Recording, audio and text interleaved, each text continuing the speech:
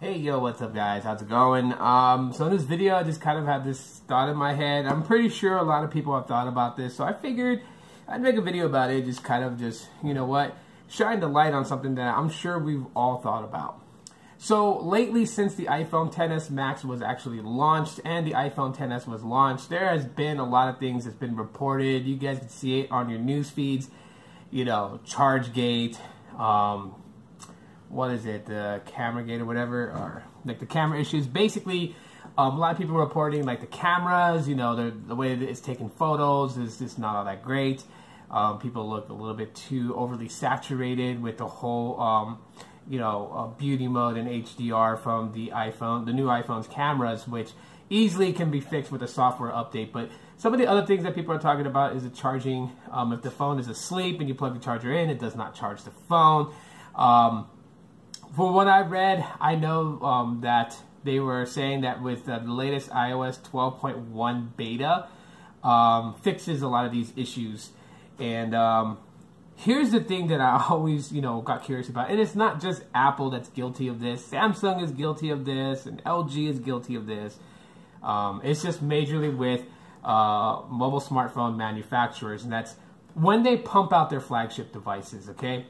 Obviously, they have to be aware of these problems. They have to know that these problems exist. But if these problems exist and they know that people are going to catch it, why release the phone?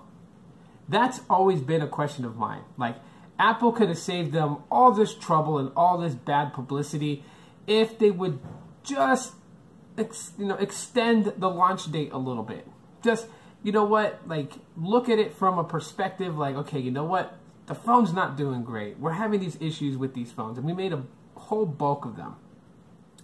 Let's see what we can do to fix it. If it's a software thing, let's build, let's rebuild iOS 12, get it on these devices before it hits market for sale.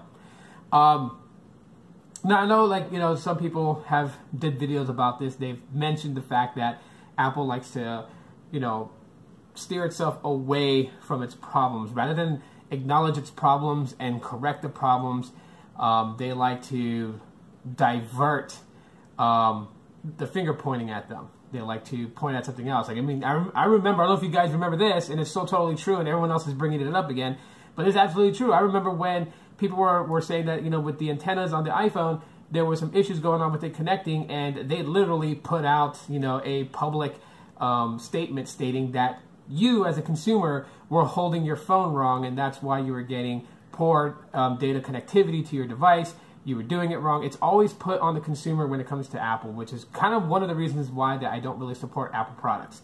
Because if something's not working right, I don't want a multi-billion, trillion-dollar company to point the finger at me and say it's my fault that the product that I bought from them is not working. Like, that's just bad business in my opinion. But that's my opinion, right? Okay? Doesn't mean it has to be your guys' opinion. It doesn't mean if you guys love Apple, you guys are wrong. That's your choice. But that's the reason, one of the reasons why I don't support Apple is because I don't like a company that if they have faults, they would rather blame their consumers than accept responsibility for their mistakes and correct them.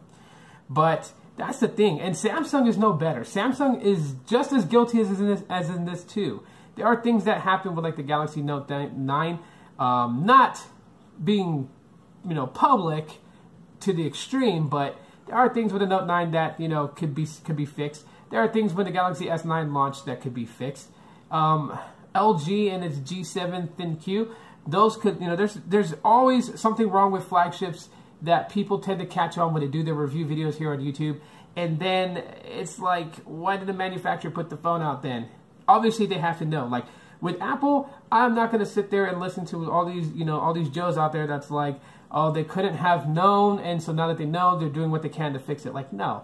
Come on now. Like, Lou from Unbox Therapy showed the charging issue with the iPhone XS Max, and he did it with multiple devices, And so if you think the ratio of the devices he had on this table, if you take it on a larger scale, then obviously more and more iPhone XS Maxes were affected by this. And now, what kind of quality control does Apple have? Do they actually have people who check these phones literally before they get boxed, cellophane wrapped, and shipped? I mean, if people are going to make excuses for it, they're going to end up cutting the legs out underneath a certain part of that company, no matter which way you slice it. You know, think of a company being held up by 4 pillars, okay? And one of the 4 pillars is weak. If you go and you cut the other one, it's just going to shrink the company down to size.